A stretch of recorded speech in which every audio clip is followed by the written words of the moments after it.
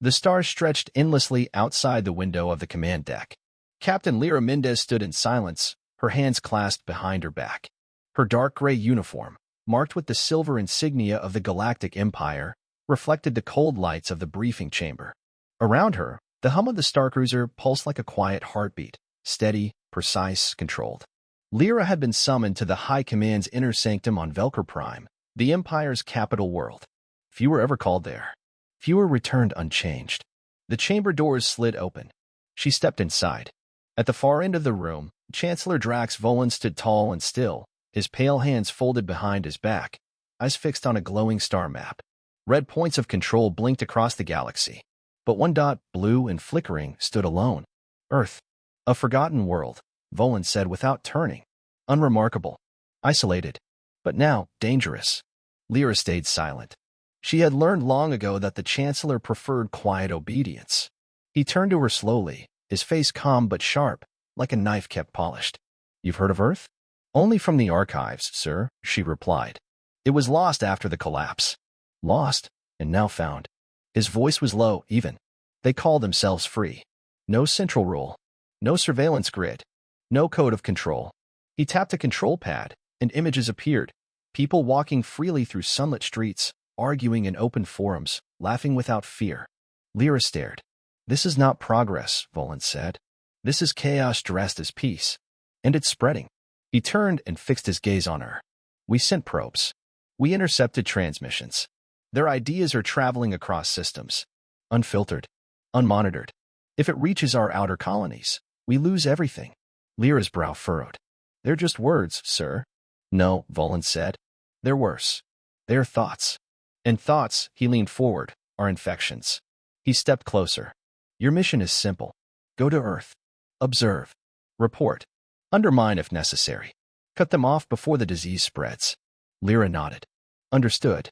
You are not to engage directly unless ordered. If you're discovered, we will deny you. There will be no extraction. She nodded again. No questions. No complaints. That was how officers survived. Volan handed her a data crystal. Coordinates, local languages, cover identity. Your transport departs in 1 hour. As she turned to leave, Volan spoke again. Captain Mendez. She paused. Do not listen too closely, he said. Their ideas are made to sound beautiful. That is the danger. Lyra gave a short nod and exited the chamber. As the doors slid shut behind her, she felt a strange weight settle in her chest. She had been on many missions. This one felt different, but she couldn't explain why. The descent into Earth's orbit was quiet.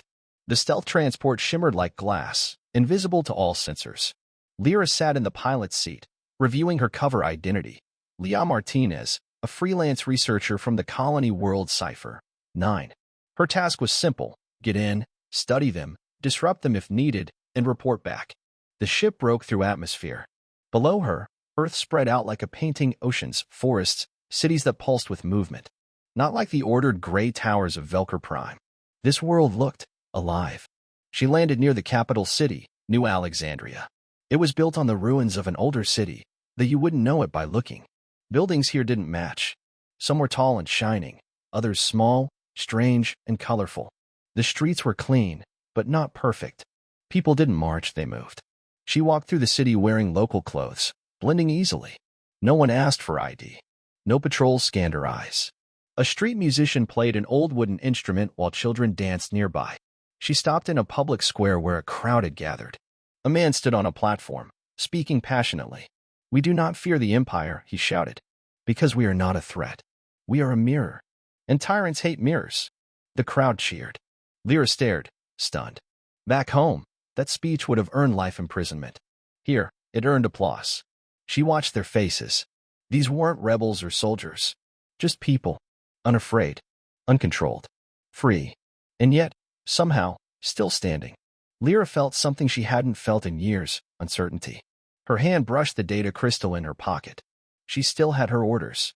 She still had her mission. But something in her had shifted. Just slightly. She didn't speak the words out loud.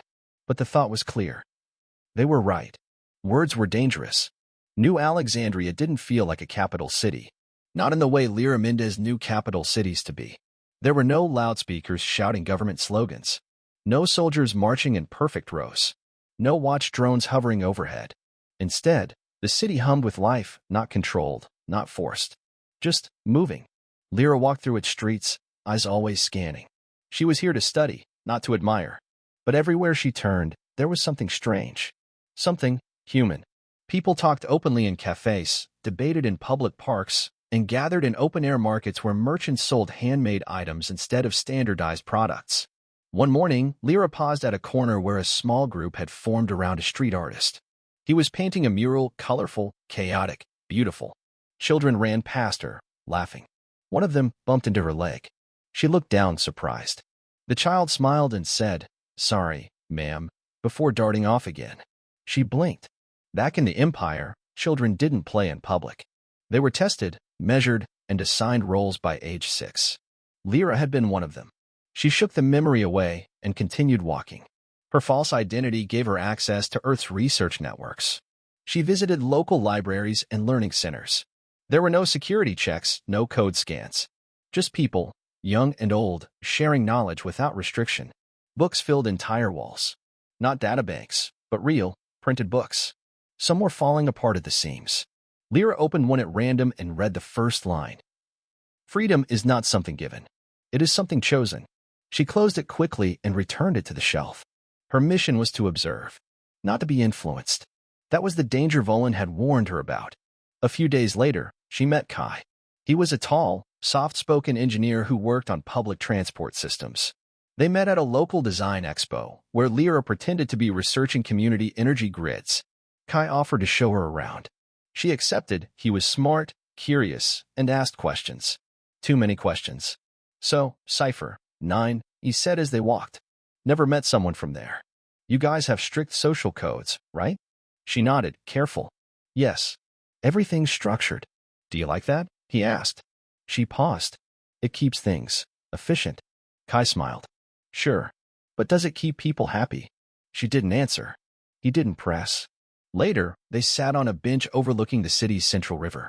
Boats passed lazily, some carrying goods, others just people enjoying the ride. The sky was wide and clear, unlike the filtered skies of Velker Prime. Ever wonder what would happen if a system just let go? Kai asked suddenly. What do you mean? If it stopped trying to control every part of life. If it trusted people to decide for themselves. She turned to look at him. That sounds dangerous. Kai nodded slowly. Sometimes it is. But maybe that's part of being free. Lyra said nothing. The next day, she visited a learning hall run by a woman named Dr. Lena Vu. A former historian, Lena had been one of the architects of Earth's new education system. No ranks. No punishments. Just questions and discussions. Lyra sat in the back as Lena spoke to a group of young adults. The Empire believes control brings order, Lena said. But order without choice is just a cage. Here, we don't fear questions. We welcome them. A student raised a hand. But isn't freedom messy? Yes, Lena said with a smile. But so is life. After the lesson, Lyra approached Lena and asked for a private conversation. They sat under a tree outside the building, and for the first time in years, Lyra asked a real question, not part of a report or mission. How did Earth survive without control? Lena looked at her gently. We didn't. Not at first. After the collapse, we fought, we failed, and we almost destroyed ourselves. But we learned. We chose a different path, not because it was safe, but because it was right. Lyra looked away. You talk like freedom is worth dying for. Lena didn't flinch. It is. Because living without it isn't really living. That night, back in her rented room, Lyra stared at the ceiling. She thought of the artist, the children, the books, the smiles, the arguments. None of them were perfect. Earth had no illusions of utopia. But they were free. Loudly, clumsily, fiercely free. She reached for her communicator and opened the Empire's secure report channel. Her fingers hovered over the keys. She typed. Target planet stable. Public systems unguarded. Cultural structures loose but functional. Political structure decentralized. She paused. Then she added. Population exhibits high levels of personal expression and thought independence. Emotional resilience appears strong. Ideas spread rapidly through non-hierarchical channels. Her hand trembled slightly. She signed the message and sent it. Then she sat back and whispered something aloud, only to herself. Maybe that's not weakness. Captain Lyra Mendez had followed orders all her life. Orders were clean, clear. safe. They removed the burden of choice. And in the Empire, that was how things worked. But now, as she walked the open-air corridors of New Alexandria's main archive center, she felt something she hadn't felt since childhood. Doubt. It came in waves. Quiet at first, then louder. Doubt didn't shout, it whispered. It asked questions. And once it started, it didn't stop. Lyra was here on Earth to observe, report, and, if necessary, weaken the planet's growing influence.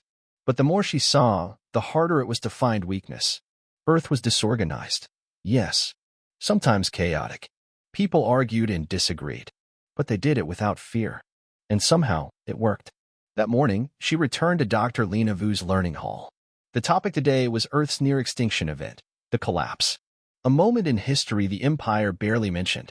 Lena stood at the front of the open forum, pointing to a worn-out star chart. When the old world ended, we had two choices: rebuild the system that broke us, or try something new. We chose freedom. Not because it was easy, but because it was worth the risk.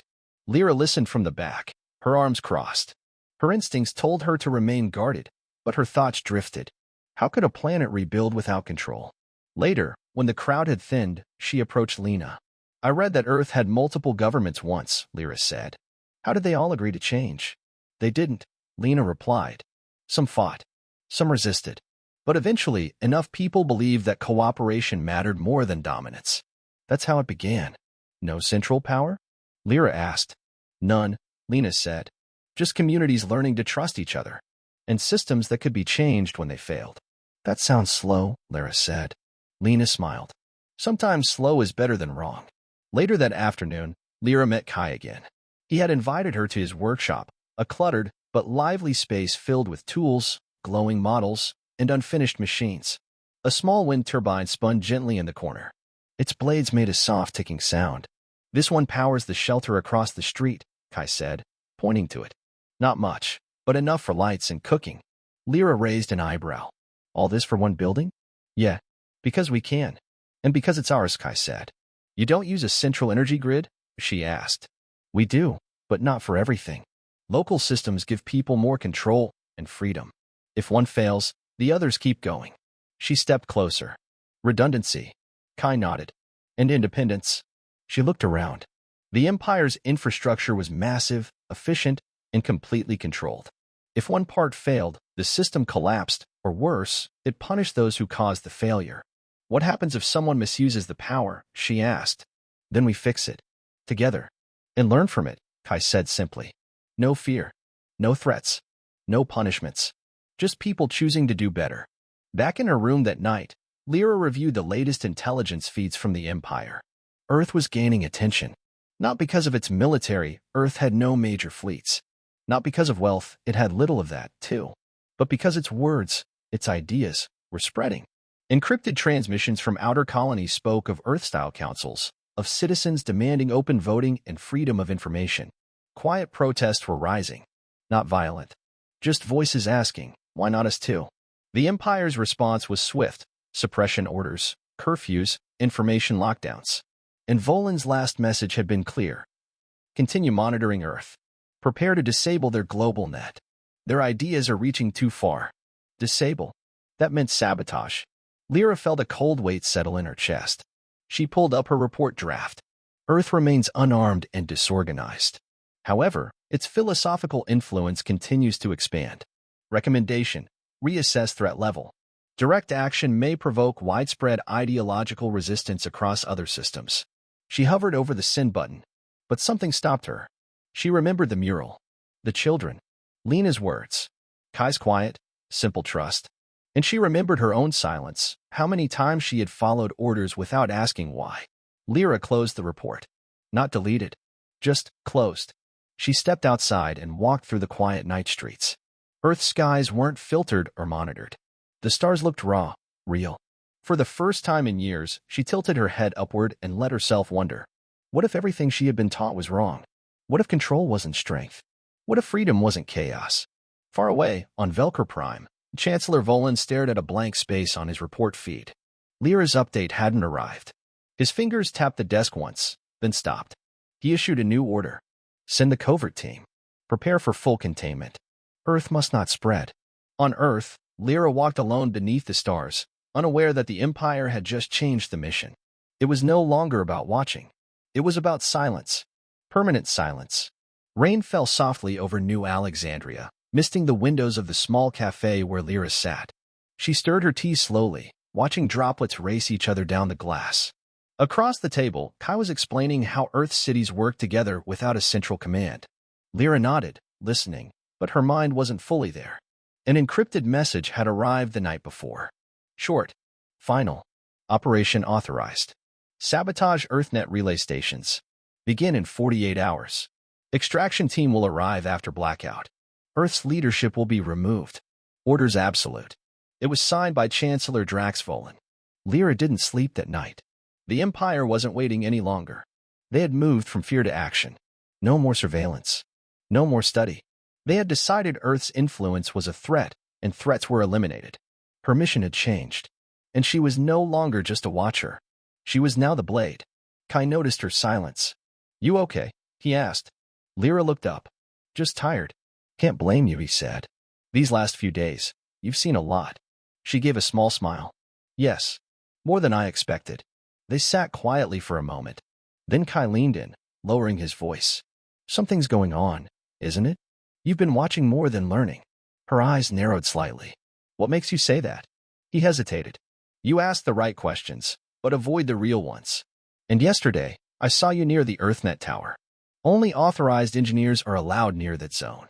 Lyra looked away. She had been careful, but not careful enough. Kai wasn't accusing her. He was trying to understand. "Who are you really?" he asked gently. She didn't answer. Not yet. That evening, Lyra walked alone to a quiet hilltop where she could see the central EarthNet tower in the distance. It stood tall, simple, and unguarded. It linked the planet's communication systems, knowledge databases, and emergency response grids. The Empire's plan was clear: shut it down, blind the planet, and strike its leaders while it scrambled. She knew the locations of the backup relays. All she had to do was trigger a remote overload, and Earth would go dark. She reached into her coat and pulled out the small activator device. Just press it. That was all. But her hand wouldn't move. She thought of Lena, standing in front of a classroom full of young minds asking questions without fear. She thought of Kai, fixing small machines that made someone's life just a little easier. She thought of the street artist, the librarian, the council members, and the child who had smiled and said, "Sorry, ma'am," without being afraid. They weren't soldiers. They weren't trying to attack the Empire. They were just living. And that, apparently, was enough to be seen as a threat. Her fingers curled tightly around the device. She couldn't do it. The next morning, Lyra returned to Kai's workshop. He was waiting for her, his arms crossed, eyes tense. "Tell me the truth," he said. She nodded. "My name is Lyra Mendez, captain in the Empire's intelligence division. I was sent here to observe. Now, I've been ordered to take EarthNet offline. They're coming for your leaders after that." Kai didn't move. He just stared at her. "How long do we have?" he asked. "Hours," she said. "Maybe less. If I don't act, they'll assume I've failed. They'll act either way." He took a deep breath. "Why are you telling me this?" "Because I can't let it happen," she said quietly. "Not after what I've seen here." Kai nodded once. "No panic. No shouting. Just calm urgency. Then we need to warn Lena." They reached the city council chamber within the hour. Lena Vu was already receiving scattered alerts, strange signals near the atmosphere, quiet energy pulses that didn't match civilian patterns. "Stealth ships," Lyra confirmed. "They're preparing for insertion." Lena looked at her. "And you're sure?" "I've been in the Empire long enough to recognize the signs." Lena turned to her staff. "Evacuate the outer offices. Send full alerts to all sectors. Activate local defense grids, not weapons, but blockers and jammers." "What about the people?" a counselor asked. "We don't panic them," Lena said. "We prepare them." By sunset, the city had shifted. Quietly, smoothly. Lights dimmed across non-critical areas. Emergency shelters opened without alarms. Civilians moved as if it were just another drill. Earth wasn't built to fight, but it was built to stand. Lyra stood beside Lena in the main chamber as night fell. The sky above showed no ships, but they were there, watching, waiting. "This will be seen as treason," Lyra said. Lena smiled softly. "Only if the Empire wins." Kai entered with a small transmitter in hand. "We've rerouted EarthNet through 6 local backups. Even if they take down the tower, The system will reboot in minutes. Lyra looked at him, surprised. You didn't tell me that was possible. He grinned. You didn't ask. For the first time in years, Lyra laughed. Just once. Quick. Real. Then the laughter faded. Above them, a ripple in the sky revealed the faint shimmer of a stealth vessel breaking atmosphere. They're here, Lyra said. And this time, she wasn't afraid. The first ship pierced the clouds just after midnight. From the streets below, it was nearly invisible, just a ripple in the stars. But in the council chamber, every monitor lit up with alerts. Unmarked vessel. No call signal. No flight clearance. Lyra stared at the display. She didn't need to see the insignia. She knew the design. Empire-class infiltration cruiser. Stealth model. Fast. Silent. Deadly. They're coming in low, Kai said from the control station. Straight toward the old industrial zone. They'll want to land somewhere out of sight, Lyra said. From there, they'll deploy strike teams. Silent entry. Take the council out before dawn. By morning, they'll install their own proxies. Lena Vu stood at the center of the room, calm and focused. What do? We stall them, Lyra said. We don't let them reach you. And we make sure the world sees everything. Across New Alexandria, quiet defenses came to life. Earth had no missiles, no battle stations, but it had eyes, ears, and voices. Civic cameras turned toward the sky. Civilian drones lifted quietly from rooftops. Not to attack, but to watch and record. News alerts flashed on public screens. Unidentified ships detected. Remain calm. Stay alert. Trust your community leads. And the people listened. There was no panic. No screaming. Just preparation. In the underground data center, Lyra worked quickly. She rewired EarthNet's core transmission feed to bypass the main relay and go straight to every screen across the planet and beyond. When they land, we stream everything, she said. Let every colony, every station, every outpost see what the Empire really does. Kai helped her set up drones around the city. Light, fast, silent. Each one equipped with a live feed transmitter and shield scramblers. They won't like being seen, he said. That's the point, Lyra replied. By 2 a.m., the Empire's strike team made landfall. 6 units, armored, faceless, efficient. They moved in formation, shadows against the concrete ruins of the old zone. Scanners in hand, weapons ready. But something was wrong. Their stealth field flickered, jammed by Earth's low-frequency scramblers. And then, lights. Not weapons. Not alarms. Just light. Dozens of civilian drones hovered silently above them, shining bright, unblinking. Watching. Recording. The team leader hesitated, then gave the command to advance. They moved into the city, but the streets were empty. No targets. No resistance. Just the feeling of being followed. Above them, thousands of screens blinked to life.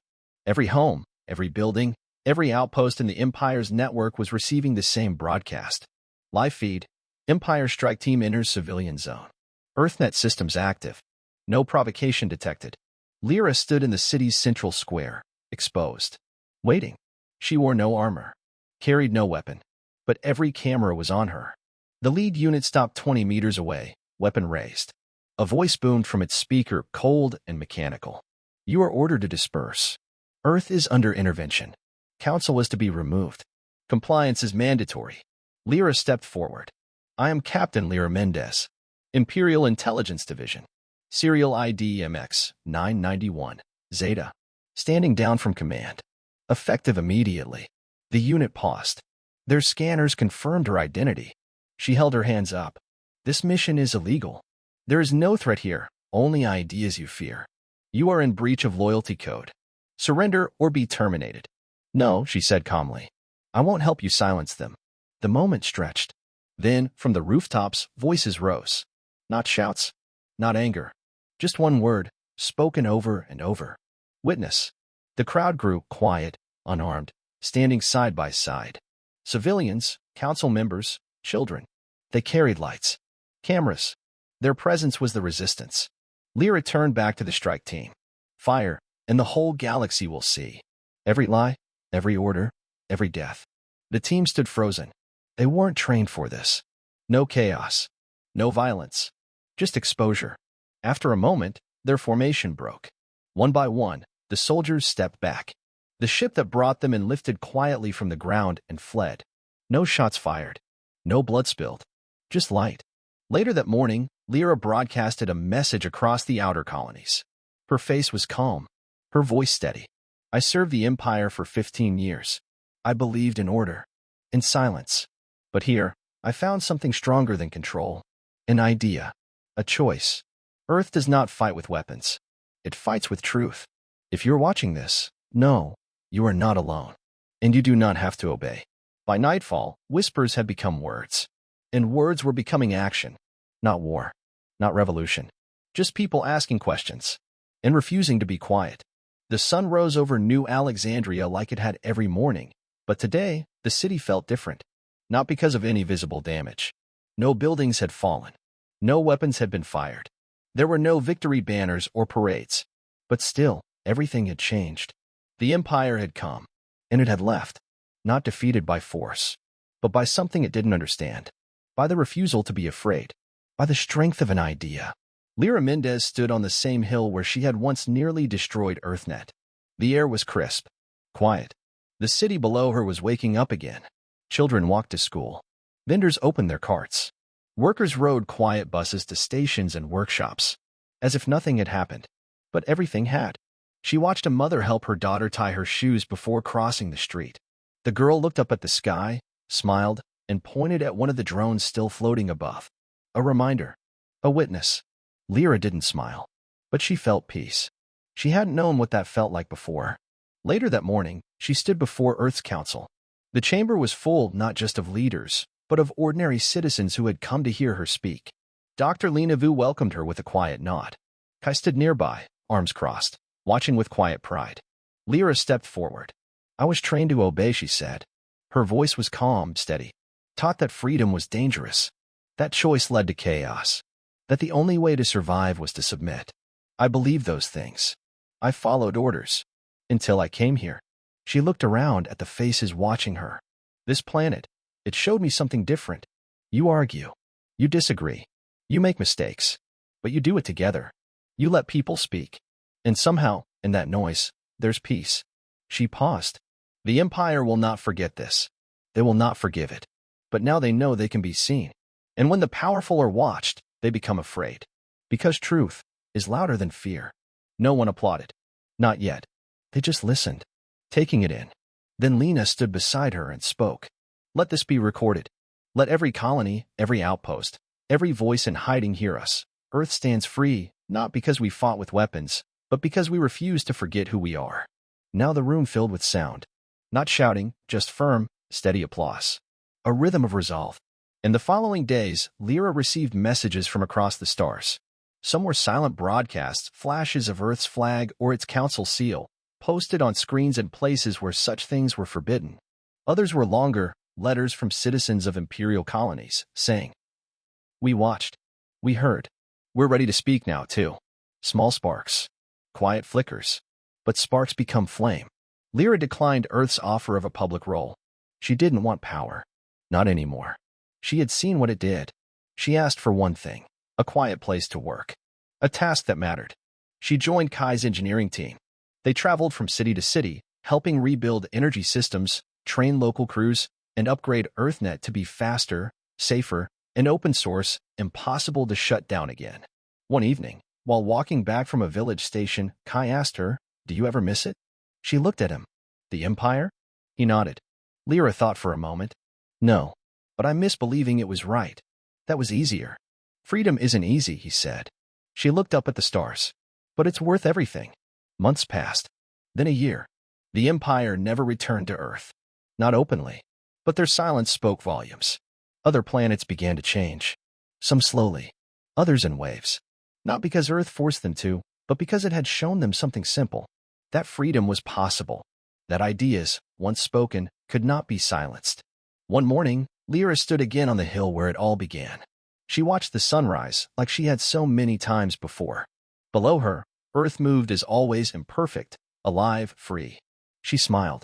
This time fully. The war had never started. But the battle had been won. Not by ships.